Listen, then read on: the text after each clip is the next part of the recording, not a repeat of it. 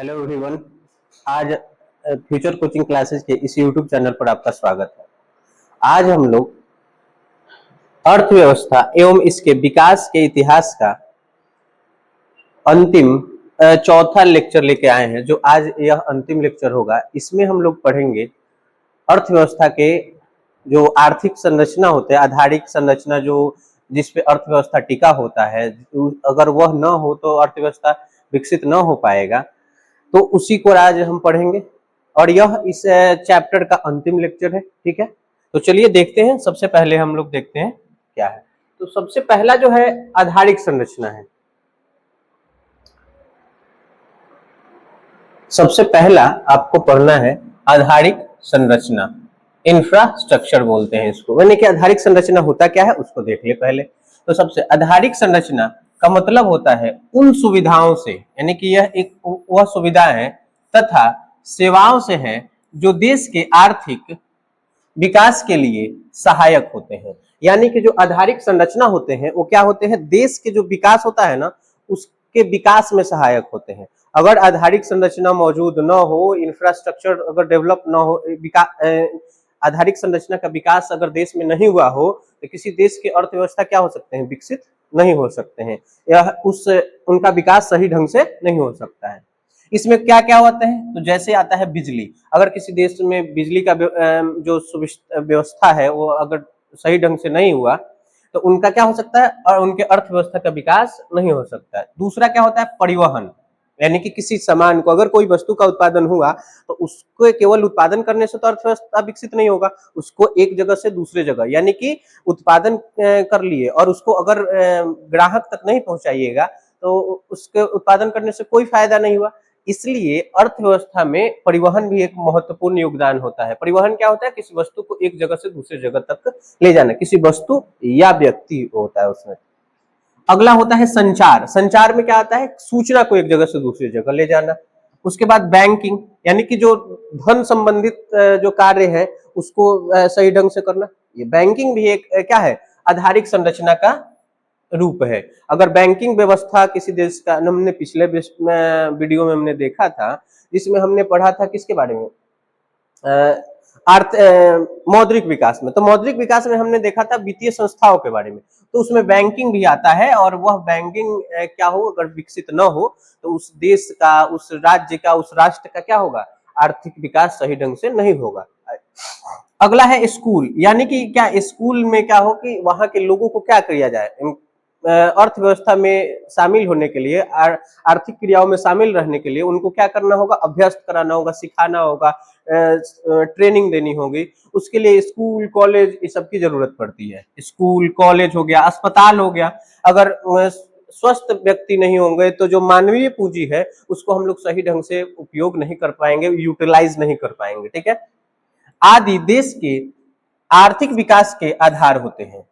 उन्हें देश का आधारिक संरचना कहा जाता है। यानी कि यह सभी, जिसमें बिजली, परिवहन, संचार, बैंकिंग, स्कूल, कॉलेज, अस्पताल आदि देश के क्या होते हैं, आर्थिक विकास का क्या होते हैं, आधार होते हैं, बेस होता है। इसी पर क्या होता है, किसी देश का आर्थिक विकास टिका होता है। और इन सभी को क्या कहा जाता है, आर्थिक आधार नहीं, आधारिक संरचना कहा जाता है। क्या होता है, आधारभूत ढांचा। दूसरा नाम क्या हो जाएगा, आधारभूत ढांचा।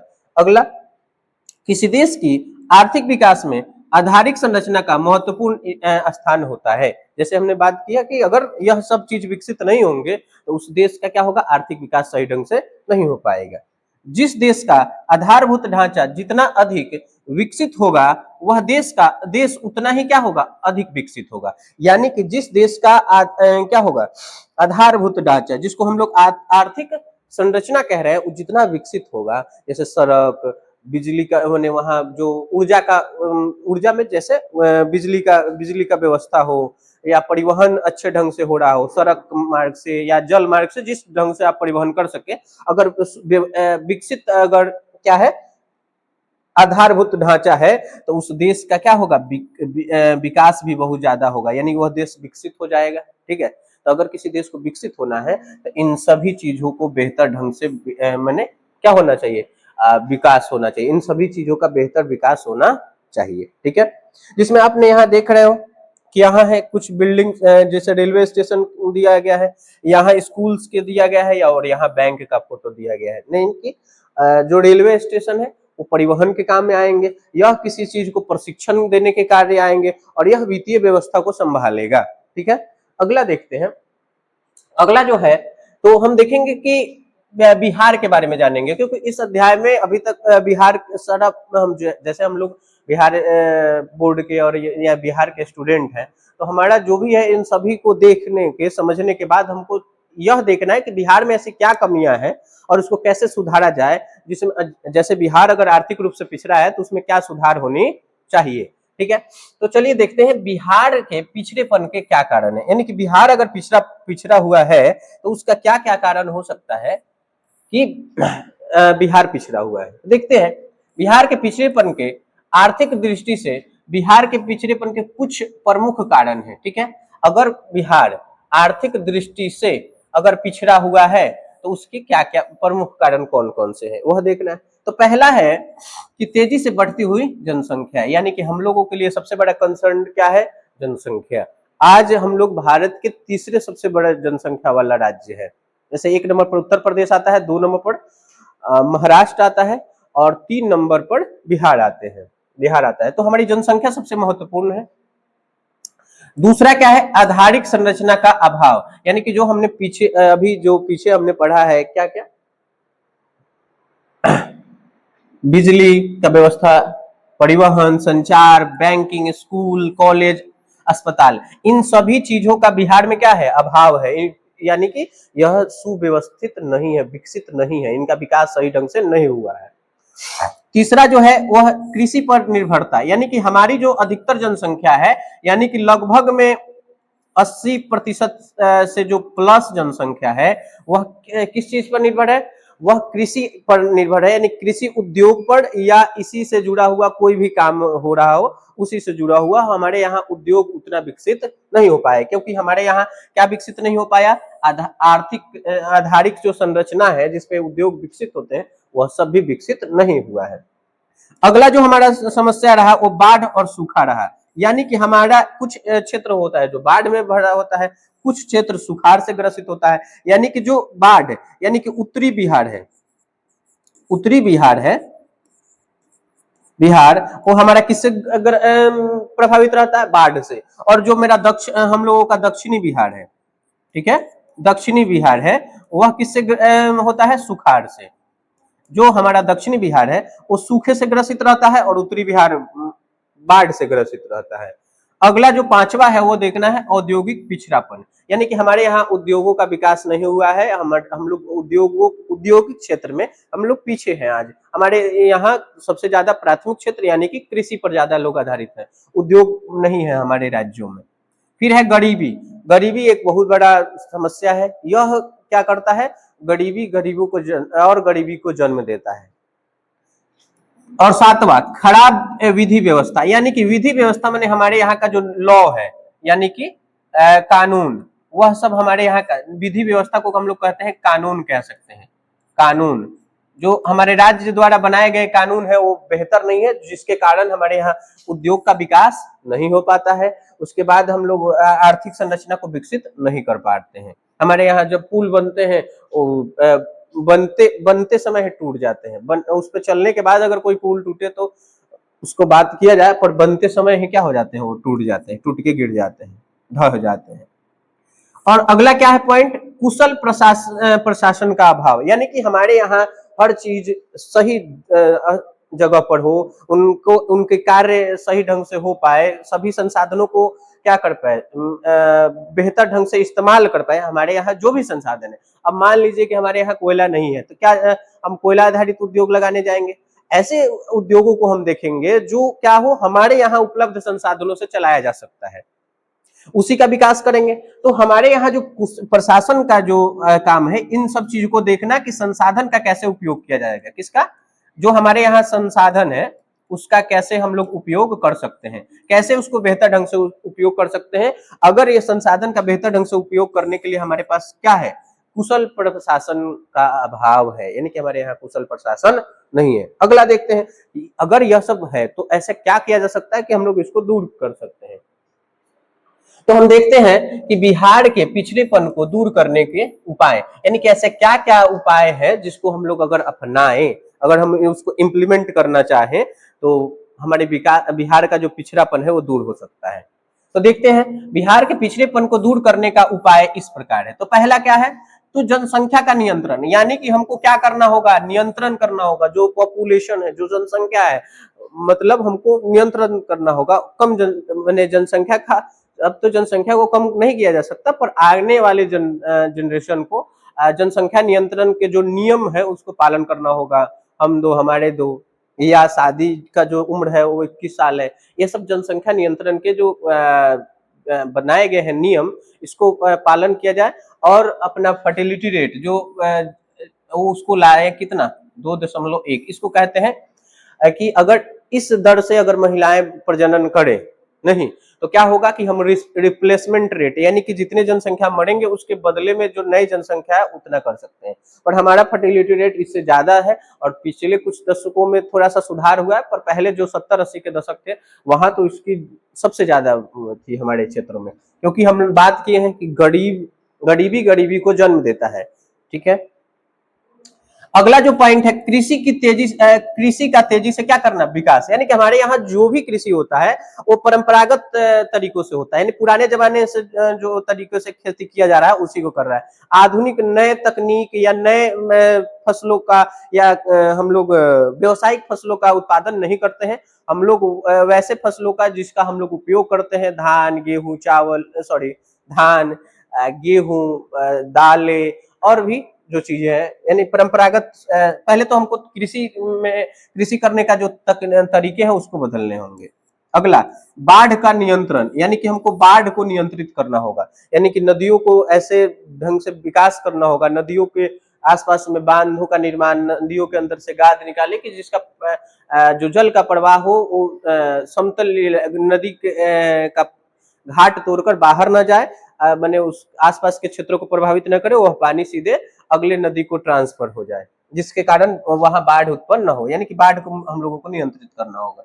अगला है आर्थिक संरचना का विकास करना होगा, यानी कि हमको बिना आर्थिक संरचना का विकास के हमारे राज्य का पिछड़ापन दूर नहीं हो सकता। अगर हमारे राज्य का पिछड़ापन दूर करना है तो हम लोगों को क्या करना होगा, आर्थिक संरचना का विकास करना होगा। सड़कें, और हमारे यहाँ सड़कें बन ही नहीं पाते हैं। अगला, उद्योग का विकास करना होगा, यानी कि हमारे यहाँ उद्योग धंधे है उसका विकास करना होगा। छठा में गरीबी दूर करनी होगी, क्योंकि गरीबी अगर दूर नहीं होगा तो ये और गरीबी को जन्म देगा। ठीक है, गरीबों को नहीं, गरीबी जन्म देगा। दोष गरीबों में नहीं है, गरीबी में है। वह जो आ, वह जो प्रक्रिया है वो नए गरीबी को जन्म देता है, नहीं, वो बाहर निकलने नहीं देता है। वह एक कुचक्र है, एक साइकिल है, उसी में लोग फंसे रह जाते हैं। शांति व्यवस्था का स्थापना करना होगा, नहीं, हमारे यहाँ जो विधि व्यवस्था है वो गड़बड़ है। यहाँ बहुत सारे लोग, अगर कोई उद्योग लगाना भी चाहता है तो उससे क्या करते हैं, लोग फिरौती मांगने लगते हैं, पैसा मांगने लगते हैं, उगाही करने के प्रयास में रहते हैं। तो हमारे यहाँ अगर हमारे राज्य का पिछड़ापन दूर करना होगा तो उसके लिए हमारे यहाँ शांति व्यवस्था, नहीं, रंगदार लोगों का कमी होना चाहिए।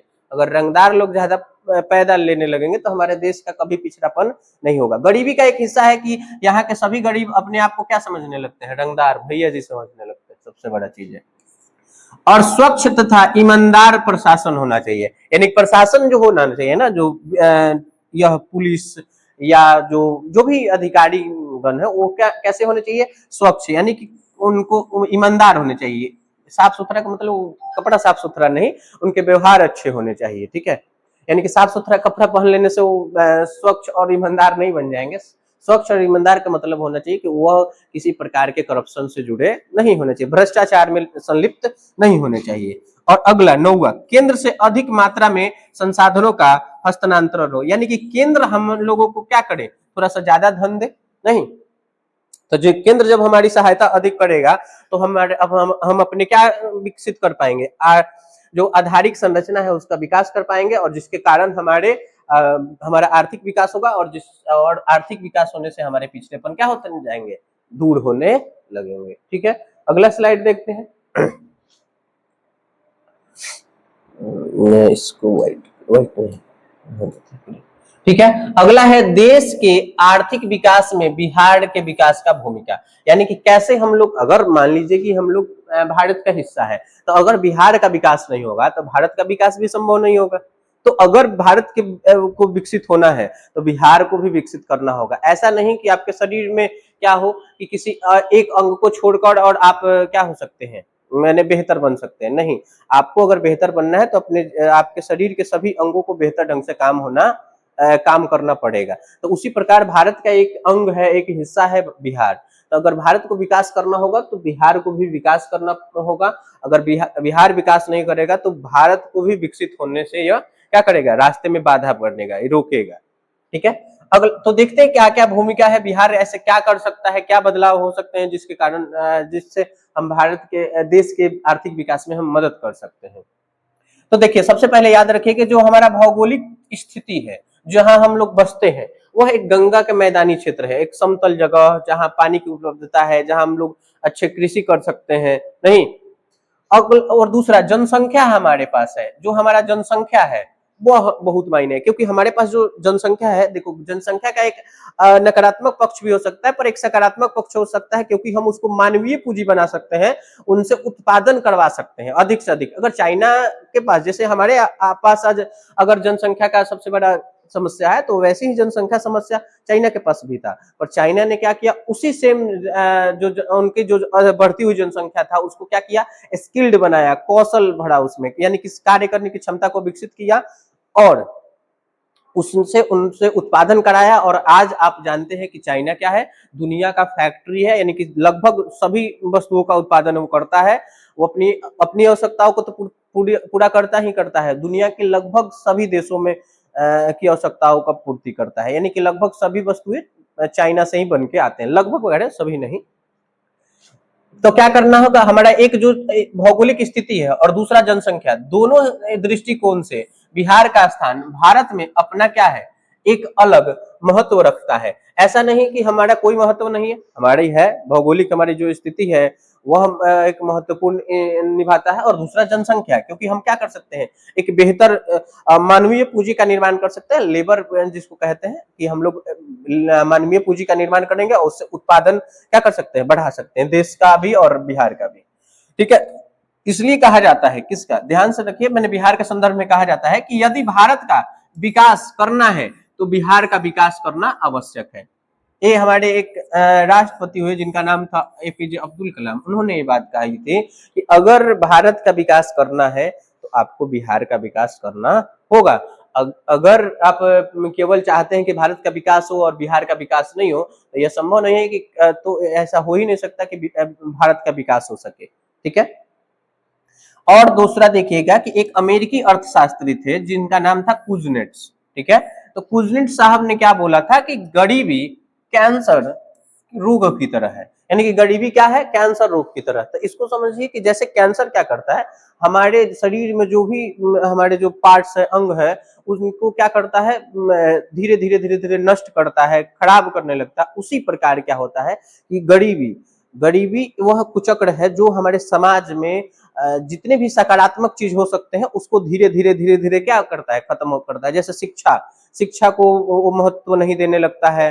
दूसरा, स्वास्थ्य या अन्य ऐसे वह सभी चीज जो किसी भी देश के विकास के लिए जरूरत है, जरूरी हो सकते हैं, उनको क्या करता है, वो धीरे धीरे उसको महत्व नहीं देता है, और जिसके कारण वह फिर गरीबी के कुचक्र में फंसा रहता है। तो गरीबी क्या है, समाज के उन महत्वपूर्ण मुद्दों पर ध्यान नहीं देता है और वह केवल खाने और जीने पर ध्यान देता है कि कैसे ही वह क्या रहे, जिंदा रह सके। ठीक है। जिसके कारण क्या होता है कि वह उस बुनियादी चीजों पर ध्यान नहीं दे पाता है, जिससे उसका क्या हो सके, विकास हो सके, और वो कभी गरीबी से बाहर नहीं निकल पाता है।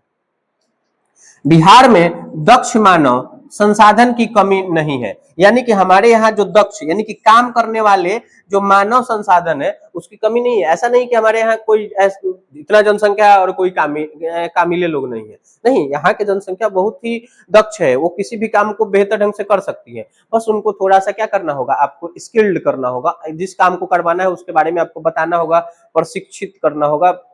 ठीक है। न केवल वर्तमान में प्रौद्योगिकी, यानी कि टेक्नोलॉजी क्षेत्र में बिहार का भागीदारी अधिक है, बल्कि यहाँ के कम पढ़े लिखे मजदूर ने भी दूसरे राज्यों में जाकर वहां के विकास को फलीभूत किया है। यानी कि केवल हम लोग यहाँ के पढ़े लिखे लोग केवल प्रौद्योगिकी यानी टेक्नोलॉजी में ही नहीं विकास किए हैं, जबकि मान लीजिए कि कोई कम पढ़ा लिखा हो, पढ़ाई नहीं कर पाया है किसी कारणवश, क्योंकि हमारे यहाँ अभी हमने बताया ना कि गरीबी क्या है, वैसे वैसे चीजों को जो आपको बेहतर बना सकता है उससे तो आपको दूर ले जाती है। ठीक है, तो उसमें क्या हुआ कि जो कम पढ़े लिखे लोग हैं वह भी दूसरे राज्यों में, यही सबसे बड़ा दुर्भाग्य है कि हमारे भारत का सबसे बड़ा पलायन वाला राज्यों में बिहार आता है। यानी कि यहाँ के बहुत सारे लोग काम करने के लिए कहाँ चले जाते हैं, दूसरे राज्यों में जाते हैं और वहां के उद्योगों को क्या करते हैं, फलीभूत करते हैं यानी विकसित कर देते हैं। कहाँ के दूसरे राज्यों का जो उद्योग है उसको विकसित कर देते हैं, और हमारे यहाँ कोई उद्योग विकसित नहीं हो सकता। तो ऐसा नहीं कि बिहार के जनसंख्या अगर न हो, बिहारी मौजूद न हो, यानी कि बिहार में हम विकास नहीं कर सकते। बिहार में विकास किया जा सकता है अगर हम मानवीय पूंजी को बेहतर ढंग से उपयोग करें, हमारे यहाँ उपलब्ध जो भी संसाधन है उसको सही ढंग से किया जाए। उसके लिए हमको प्रशासन को बेहतर ढंग से काम करना पड़ेगा। अगला जो हम लोग देखेंगे, देश में सूचना प्रौद्योगिकी इंफॉर्मेशन टेक्नोलॉजी, ठीक है, यानी कि सूचना को एक जगह तक दूसरे जगह तक पहुंचाने के लिए जो भी तकनीक उपयोग करते हैं हम लोग में, तथा पंजाब में कृषि विकास के मानव संसाधन का प्रमुख योगदान रहा है। यानी कि बिहार के जो भी लोग हैं इन दोनों क्षेत्रों में, सबसे पहले जो तकनीकी क्षेत्र है सूचना प्रौद्योगिकी क्षेत्र में, और दूसरा पंजाब में जो कृषि होता है उसमें जो लेबर्स लगते हैं, जो भी कार्य माने कामगार लगते हैं, मजदूर लगते हैं, उसमें कहाँ का मानवीय संसाधन अहम है, तो बिहार के जो मानव संसाधन है ना वो महत्वपूर्ण मानव संसाधन है ना। लोग जाकर क्या करते हैं, पंजाब के कृषि को विकसित कर रहे हैं। हमारे यहाँ कृषि विकसित नहीं हो रहा है, पंजाब के कृषि को विकसित कर रहे हैं। ठीक है, चाहे बेंगलुरु या अन्य जगह जो यहाँ सूचना प्रौद्योगिकी का विकास हुआ है वहां जाकर काम कर रहे हैं। कहाँ के लोग, बिहार के लोग। यहाँ की प्राकृतिक संसाधन तथा कर्मठ मानव संसाधन का योगदान से बिहार कृषि और कृषि जन्य या कृषि जनित उद्योगों यानी कि एग्रो बेस्ड इंडस्ट्री के विकास से राज्य का विकास किया जा सकता है। यानी कि हमारे पास जो भी संसाधन है उसको सही ढंग से करना है। क्या करना, जैसे बिहार में कृषि या कृषि जन्य यानी कृषि से संबंधित जो भी उद्योग है, जो कृषि जनित उद्योग है उसको क्या करना, उसके क्षेत्रों में विकास किया जा सकता है, जिससे राज्य का भी क्या होगा, विकास होगा। केंद्रीय सांख्यिकी संगठन CSO सेंट्रल स्टैटिक्स ऑर्गेनाइजेशन ने बिहार का वर्तमान विकास दर यानी कि 11.3% माना है, जो देश में गुजरात जो कितना है 11.5 के बाद दूसरा स्थान पर है। यानी कि यह जो स्टैटिक्स है यह 2005-6 के बाद समय का है। यानी उस समय हमारा जो GDP है, विकास दर है, यानी कि जो ग्रोथ रेट है वो 11.03% है, जो कि गुजरात से दूसरे नंबर पर है। ठीक है, यानी हमारा विकास दर का जो प्रतिशत है वो बहुत ही अच्छा है, डबल डिजिट में है। ठीक है, अगला, देश के आर्थिक विकास में बिहार के आर्थिक विकास का भूमिका महत्वपूर्ण होगा।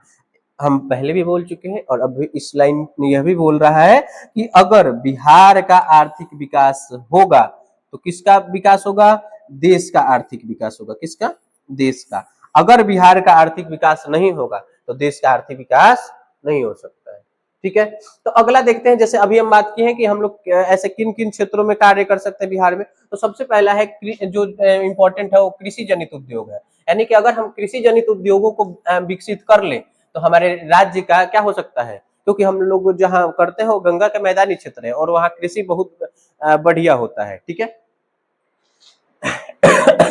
ऐसे उद्योग जो कृषि उत्पादन पर आश्रित होते हैं अथवा जिनके उत्पादन में कृषि क्षेत्र से कच्चा माल यानी कि जो कच्चा माल आता है उसे कृषि जनित उद्योग कहा जाता है। यानी कि ऐसा उद्योग जिसमें उत्पादन करने के लिए जो कच्चा माल चाहिए ना, रॉ मटेरियल, वह कृषि से आता है। जैसे एक आप एग्जांपल देख सकते हैं, यहाँ देखिए फूड प्रोसेसिंग इंडस्ट्री, जिसमें एक देखिए कि आम से क्या बना लेना, अचार बना लेना, टमाटर से टमाटर क्या करना, सॉस बनाना। ठीक है, यानी कि चटनी बना लेना, केचप।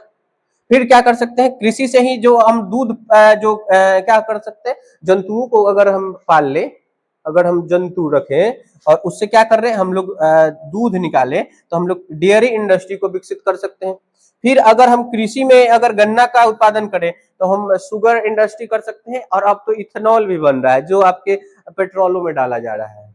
ठीक है। और अगला क्या है, टी इंडस्ट्री। ऐसे तो हमारे यहाँ उतना बेहतर ढंग से माने यह कृषि जनित उद्योग में होता है, टी जो चाय का जो उत्पादन होता है और बनता है, पर बिहार में वो वैसा संभव नहीं है क्योंकि हमारे यहाँ वैसे क्षेत्र नहीं है जहाँ क्या हो चाय का उत्पादन। ठीक है। अगला है टेक्सटाइल, ये भी नहीं हमारे यहाँ, कुछ हद तक हो सकते हैं, रेशो का उत्पादन हमारे यहाँ नहीं होता है। उसके बाद जूट इंडस्ट्री, ये भी नहीं है। स्पाइस और मसाले का खेती हो सकता है यहाँ। और उसके बाद फर्टिलाइजर इंडस्ट्री, यानी कि हम लोग जो खाद है उर्वरक है उसके जो कारखाने हम यहाँ भी लगा सकते हैं, जिससे हमारे यहाँ जो कृषि में लगने वाला जो उर्वरक है उसको इसमें से इस्तेमाल कर सकते हैं और हमारे यहाँ क्या विकसित कर सकते हैं, मतलब जो कृषि जनित उद्योगों को हम यहाँ विकसित कर सकते हैं, जिससे बिहार का विकास को तेजी दिया जा सकता है। ठीक है। अगला आपको समझना है मूलभूत आवश्यकताएं एवं विकास का संबंध, यानी कि जो मूलभूत आवश्यकताएं क्या है, मूलभूत आवश्यकताएं होता क्या है और उसका संबंध विकास से कैसे है। विकास अगर मूलभूत आवश्यकता अगर नहीं हो तो विकास पर क्या प्रभाव पड़ेगा, उसी को जानने हैं। तो मूलभूत आवश्यकता में होता है रोटी कपड़ा मकान। रोटी कपड़ा मकान किसी भी मानव के लिए क्या होता है, मूलभूत आवश्यकताएं होता है। ठीक है। तो देखते हैं, देश के नागरिकों के रहने के लिए क्या चाहिए, मकान, खाने के लिए क्या चाहिए, रोटी, तथा शरीर ढकने के लिए क्या चाहिए, कपड़ा। उनकी न्यूनतम मूलभूत आवश्यकता है, तो देश की नहीं पूरे मानव की जो सबसे आधारभूत संरचना होती है, सॉरी आधारभूत आवश्यकताएं होती है, जो अगर इससे कम होगा तो कोई भी मानव सरवाइव नहीं कर पाएगा, जिंदा नहीं रह पाएगा अधिक दिनों तक। ठीक है। तो क्या चाहिए, मकान, रहने के लिए सबसे पहले चाहिए रोटी, उसके बाद कपड़ा, उसके बाद क्या चाहिए, मकान। अगर यह सब है तो उस वह उनकी क्या कहलाएगा, वह थोड़ा सा उनको सहायता मिल जाती है जीवन यापन करने में। अगला जो पॉइंट देखेंगे, देश के विकास द्वारा, अगर देश का विकास होता है उसके द्वारा क्या हुआ, लोगों की न्यूनतम आवश्यकताओं को पूरा किया जाता है। यानी कि देश का विकास क्या है, केवल पैसे बनाना नहीं, उस देश में रह रहे लोगों की क्या पूरा करना, तो जो उनकी न्यूनतम आवश्यकताएं हैं, कौन कौन से न्यूनतम आवश्यकता है, रोटी, कपड़ा और मकान, यह उनकी न्यूनतम आवश्यकताएं हैं। ठीक है। उसको पूरा किया जा सकता है किसकी सहायता से, तो विकास से। देश की विकास होता है, देखिए समझ लीजिए, आज हम लोग बार बार कहते हैं कि देश का विकास हो रहा है, तो यह समझना होगा, यह आपको देखना होगा कि क्या विकास हो रहा है, मतलब क्या लोगों की पहले न्यूनतम आवश्यकताएं होगी, फिर अर्थव्यवस्था के विकास के लिए आधारभूत संरचना क्या विकसित हो चुकी है, क्या हमारे यहाँ रोड सबसे बेहतर है, क्या हमारे यहाँ जो क्या है शिक्षा का जो स्तर है, जो व्यवस्था है वो बेहतर है, क्या हमारे यहाँ स्वास्थ्य सुविधाएं अच्छे हैं।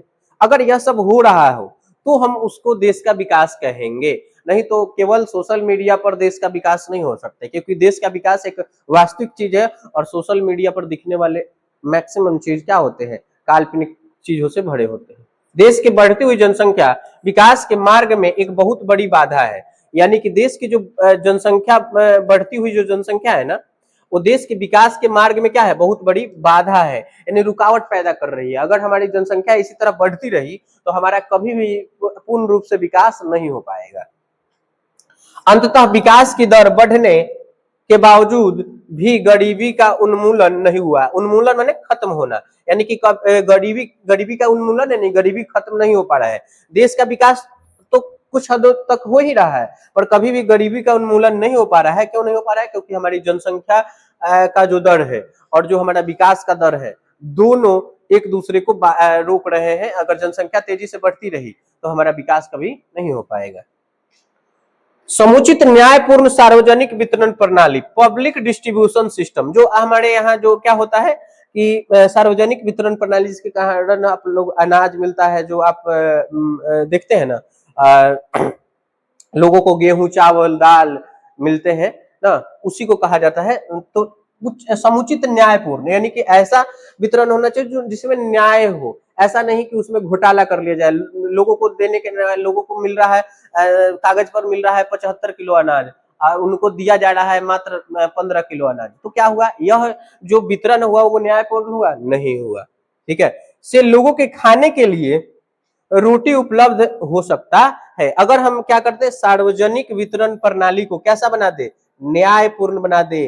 ठीक है, तो हम क्या कर सकते हैं, उस देश में जो क्या हो सकता है, लोगों को क्या, किस चीज को दूर किया जा सकता है, खाने की समस्या को दूर किया जा सकता है। और अगला जो देखेंगे हम, वह देखेंगे कि देश के ग्रामीण क्षेत्रों के गरीब मजदूर के लिए राष्ट्रव्यापी रोजगार देने की योजना बनाई गई है। ठीक है, तो देश में रोजगार के द्वारा नागरिकों की आय में वृद्धि की जा सकती है, जिससे उन्हें क्या मिल सकता है, कपड़ा और मकान मिल सकता है। यानी कि हम लोगों की 3 आवश्यकता है, रोटी, कपड़ा और मकान। तो रोटी को कैसे पूरा करेंगे, हम सार्वजनिक वितरण प्रणाली के द्वारा हम लोग वितरण कर सकते हैं। दूसरा, अगर हम क्या कर सकते हैं, गरीबी मजदूरों को क्या कर सकते हैं, राष्ट्रव्यापी रोजगार देते हैं, जो जिसको हम लोग किस नाम से जानेंगे, आगे हम पढ़ेंगे, नरेगा के नाम से जानेंगे, मनरेगा के नाम से भी कुछ लोग बोलता है।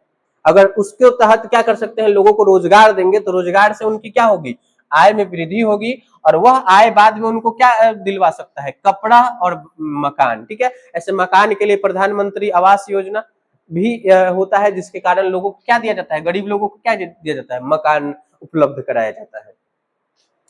यह योजना स्कीम राष्ट्रीय ग्रामीण रोजगार गारंटी अधिनियम, याद रखिए क्या नाम है, राष्ट्रीय रोजगार गारंटी अधिनियम, national rural employment guarantee act के तहत शुरू की गई है, जिसे संक्षेप में नरेगा कहा जाता है। तो याद रखिए, थोड़ा सा हम समझ लेते हैं नरेगा क्या है। तो नरेगा क्या है, तो नरेगा ग्रामीण रोजगार देने का एक राष्ट्रीय योजना है, यानी कि ग्रामीण क्षेत्रों में जो गरीब लोग हैं ना, उनको रोजगार देने का यह एक तरीका है, जिसमें लोगों को कितना, तो याद रखिए, इसके अंतर्गत ग्रामीण मजदूरों को साल में कम से कम मिनिमम कितने दिनों का, 100 दिनों के लिए रोजगार देने की आवश्यकता है, यानी कम से कम आपको 100 दिनों देना है। उससे अगर अधिक आपके पास कोई काम हो तो उसमें गरीबों को रोजगार दिया जा सकता है। इसके लिए न्यूनतम मजदूरी निर्धारित की गई है, यानी कि मनरेगा में कार्य कर रहे लोगों के लिए न्यूनतम मजदूरी तय किया गया है। जैसे मान लीजिए कि एक दिन का कितना 270-75 रुपया होता है, वह तय किया। अब तो बढ़ा है, इसमें बढ़ा माने न्यूनतम मजदूरी का जो दर है वो उसको बढ़ाया गया है, क्योंकि समय बदल रहा है, महंगाई बढ़ रही है, सॉरी हाँ, महंगाई बढ़ रही है। अगला, गरीबी रेखा, तो हम लोग पॉवर्टी लाइन को समझेंगे, यानी कि ऐसा किसको गरीब कहेंगे, ऐसा कौन सा व्यक्ति होगा जिसको गरीब कहेंगे, ऐसा कौन सा व्यक्ति होगा जिसको हम लोग कहेंगे कि वो गरीब नहीं है, अमीर है, माने वह दूसरे कैटेगरी में आएगा। तो सबसे पहले देखेंगे गरीबी को निर्धारित करने के लिए योजना आयोग द्वारा सीमांकन यानी बॉर्डर लाइन किया गया है।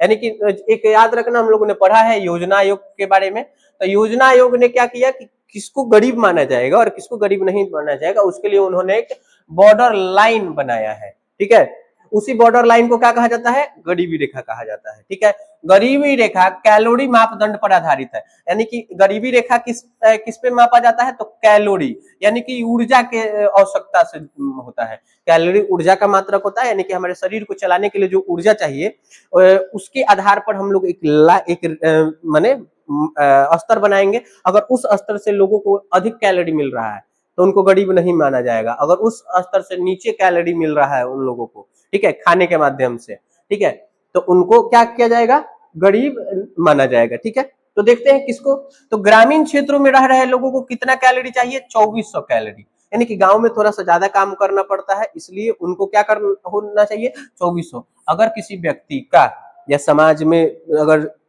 क्या हुआ, किसी प्रकार का रिसर्च होता है और उसमें पाया जाता है कि उन लोगों की आवश्यक कैलोरी कितना है, 2400 से नीचे है, तो उन लोगों को या उन क्षेत्रों में को क्या किया जाता है, गरीब क्षेत्र घोषित किया जाता है। और शहरों में वह कितना होना चाहिए, 2100, यानी कि शहरों में रह रहे लोगों की अगर ऊर्जा आवश्यकता 2100 से कम है तो उनको फिर गरीबी रेखा गरीब माना जाएगा। प्रति व्यक्ति प्रतिदिन निर्धारित किया गया। यानी आपको एक दिन में कितना होना चाहिए, 2100 शहरों के लिए और 2400 गांवों के लिए क्या ऊर्जा की आवश्यकता पड़ती है, कैलोरी ऊर्जा की आवश्यकता पड़ती है। अर्थशास्त्र में गरीबी की माप की यह एक काल्पनिक रेखा है। यह एक काल्पनिक रेखा है, इसको कोई धरती पर दिखता नहीं है, यह तो अपने मन में ही बनाया गया है, अपने अपने हिसाब से इसको हुआ है। यह रेखा कहीं धरती या कहीं तो दिखाई देती नहीं है, एक कल्पनाओं में है कि अगर कोई व्यक्ति 2400 कैलोरी से कम ऊर्जा ले रहा है तो वह क्या है, गरीब है। ठीक है, तो अर्थशास्त्र में एक काल्पनिक रेखा है, इस रेखा से नीचे के लोगों को क्या माना जाएगा, गरीबी रेखा के नीचे यानी बिलो प्रोवर्टी लाइन, याद रख रहिएगा, बिलो प्रोवर्टी लाइन माना जाता है। और इसे संक्षेप में क्या कहा जाता है, बीपीएल। यानी कि बीपीएल में वह व्यक्ति होते हैं जिनकी ऊर्जा आवश्यकता 2400 कैलोरी गांव में और 2100 कैलोरी शहरों में नहीं पूर्ण पाता है, उन लोगों को किस कैटेगरी में रखा जाता है, तो बीपीएल के कैटेगरी में रखा जाता है। बीपीएल का मतलब समझ गया, बिलो प्रोवर्टी लाइन, यानी कि वह जो आपका गरीबी रेखा है उससे नीचे के लोग। ठीक है, और अगला देखते हैं, विकास के अवधारणा से हमारा मतलब देश के सभी क्षेत्रों और सभी वर्गों का विकास है। यानी कि हम अगर विकास कर रहे हैं उसका मतलब क्या है कि सभी क्षेत्र का विकास हो। ऐसा नहीं कि तमिलनाडु का, महाराष्ट्र का, गुजरात का विकास हो और बिहार और झारखंड, उत्तर प्रदेश, उड़ीसा, छत्तीसगढ़ जैसे गरीब राज्यों का विकास ना हो। तो विकास का मतलब उन सभी राज्यों का हो, उन सभी क्षेत्रों का विकास हो। ठीक है, और सभी वर्गों का विकास हो। ऐसा नहीं कि कुछ पूंजीपतियों का या जो लोग सिस्टम में है उनका विकास हो और अन्य लोग जो गरीबी से जूझ रहे हैं, जिनको आज भी कई लोग अपने एक एक निवाले के लिए तरसते हैं। बहुत सारे ऐसे क्षेत्र हैं जहां बहुत सारी समस्याएं हैं, अगर आप उनकी स्थिति देखिएगा तो बहुत ही आपको हृदय विदारक स्थिति दिखाई देती है। सभी क्षेत्रों में हमारा मतलब कृषि, यानी कि कृषि उद्योग, व्यवसायिक आदि में भी, तथा सभी वर्गों के विकास से हमारा मतलब है निष्पक्ष रूप से तथा बिना भेदभाव किए हुए संपूर्ण समाज के विकास हो। यानी कि यहाँ क्षेत्र का मतलब क्या दिया गया है, कृषि यानी फर्स्ट प्राथमिक क्षेत्र, उद्योग यानी कि द्वितीय क्षेत्र, और व्यवसाय यानी सेवा क्षेत्र कह सकते हैं, यानी कि इसको तृतीय क्षेत्र का विकास। यहाँ क्षेत्र का मतलब अर्थव्यवस्था वाला क्षेत्र की बात किया है। ठीक है, यहाँ भौगोलिक वाला नहीं। ठीक है, यहाँ थोड़ा सा सही करना होगा। ठीक है, इन दिनों सभी वर्गों का सम्यक विकास की अवधारणा महत्वपूर्ण हो गई है। इन दिनों क्या हुआ, सभी वर्गों का सम्यक विकास की अवधारणा महत्वपूर्ण हो गई है, जिसे हम आर्थिक शब्दावली में इंक्लूसिव ग्रोथ या सतत विकास कहते हैं। क्या कहते हैं, समावेशी विकास। क्या बोलते हैं, समावेशी, समावेशी विकास। ठीक है, इनको क्या कहते हैं, समावेशी विकास कहते हैं। इस प्रकार विकास के द्वारा हमारा प्रयास लोगों के मूलभूत आवश्यकताओं का पूर्ति करना होता है। यानी कि हमारा विकास, अगर हम बात करते हैं तो विकास के द्वारा हम क्या करना चाहते हैं, तो हम अपने लोगों को, हमारे राज्य में, हमारे देश में रह रहे लोगों को, सभी लोगों की जो मूलभूत आवश्यकताएं हैं, रोटी, कपड़ा, मकान, फिर शिक्षा, स्वास्थ्य, नहीं तो इन सबको हम लोग दूर करना चाहते हैं विकास के माध्यम से। ठीक है, तो आपने यह समझा कि बिहार का विकास क्यों जरूरी है। अगर बिहार का विकास नहीं होगा तो भारत का विकास नहीं हो सकता है। ठीक है, इस प्रकार हम लोग अर्थव्यवस्था का जो पहला है,